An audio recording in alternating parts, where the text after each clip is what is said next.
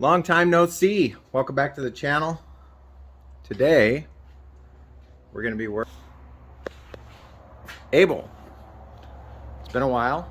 I've got a bunch of projects lined up, so you guys are going to want to stay tuned. But this is going to be the first of them. Now, some of you may recognize this typical type of fuel tank. It's a self-sealing or a self-healing fuel tank off of an MRAP. It's 78 gallons. The stock fuel tank that we have is 58 gallons. So we're going to do a little bit of an upgrade. This is going to require a little bit of a modification to the brackets, as well as a way to make up for the straps. They need to be 2 inches longer. I think I've come up with an idea in my thought process. So we're going to go through, do a little bit of time lapse, and I'll show you what I come up with along the way. But aside from that,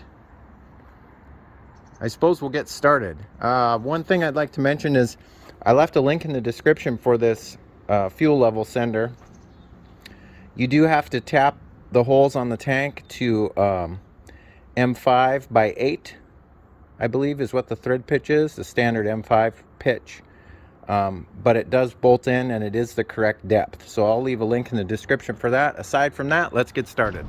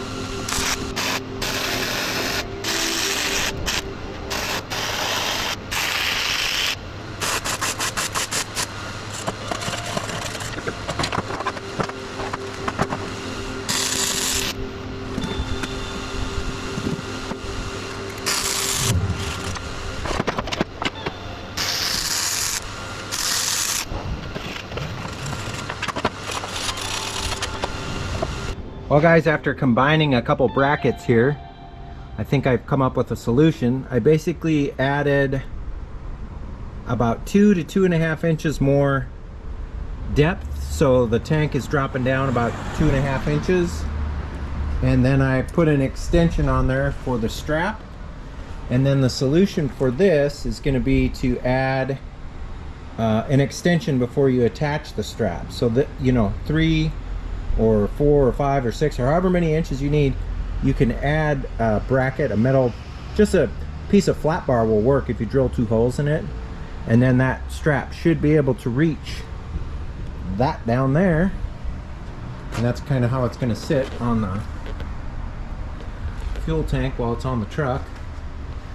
And then the other issue that we're going to have to contend with, maybe or maybe not, is this hydraulic control door flipping down. So this might run into the tank, it might not. If it does, I think I have an idea to fix it pretty easily. Let's keep going.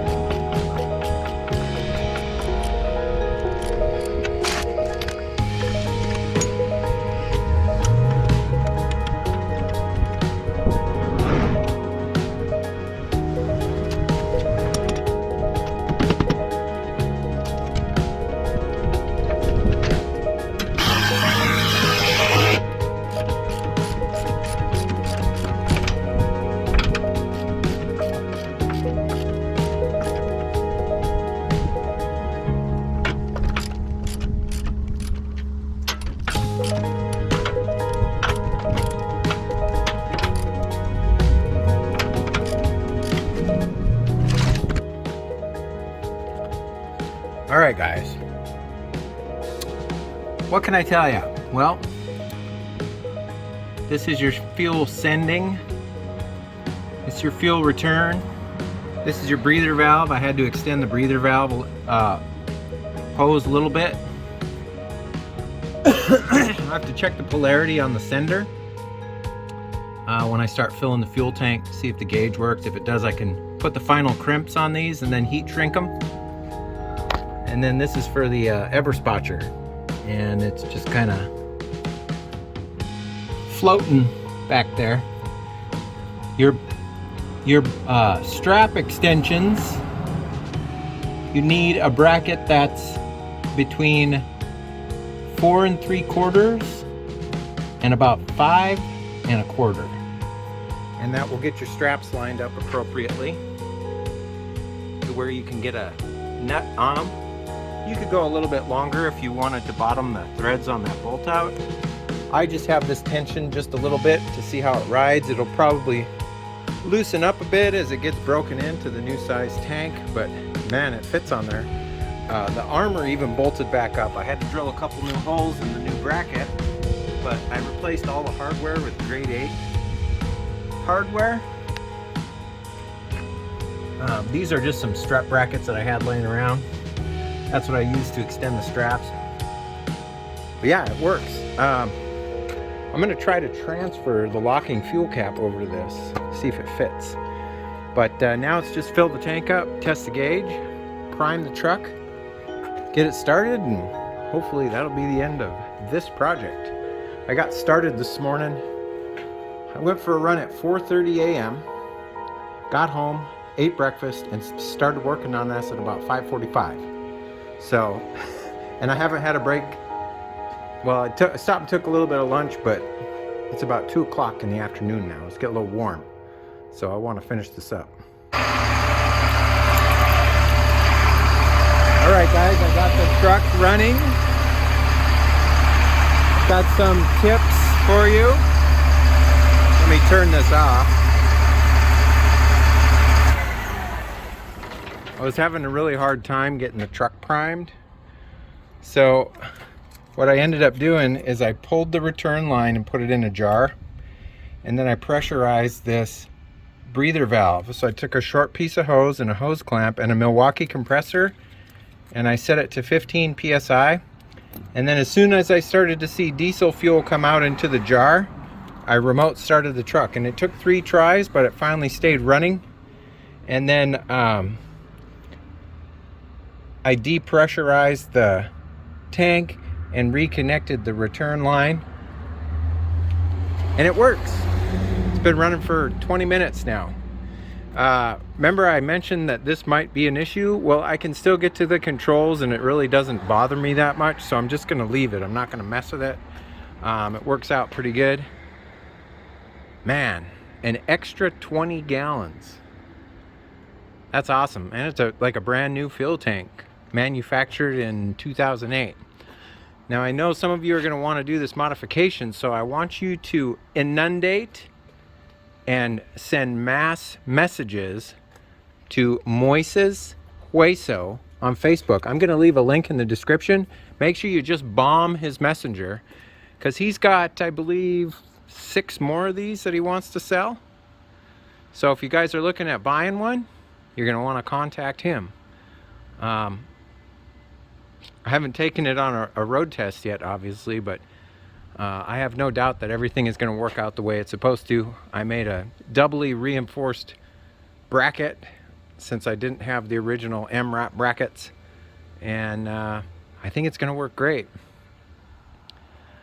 But I think that's probably going to be it for this episode, guys. If you like this episode, give me a thumbs up. If you're not subscribed yet, I'd love to have you as a subscriber. You're going to want to stay tuned. I've got a few more projects coming up for Abel, and you're not going to want to miss them. But other than that, I hope you guys are staying safe, taking care of each other, and as always, I will catch you next time. See you later. Bye-bye.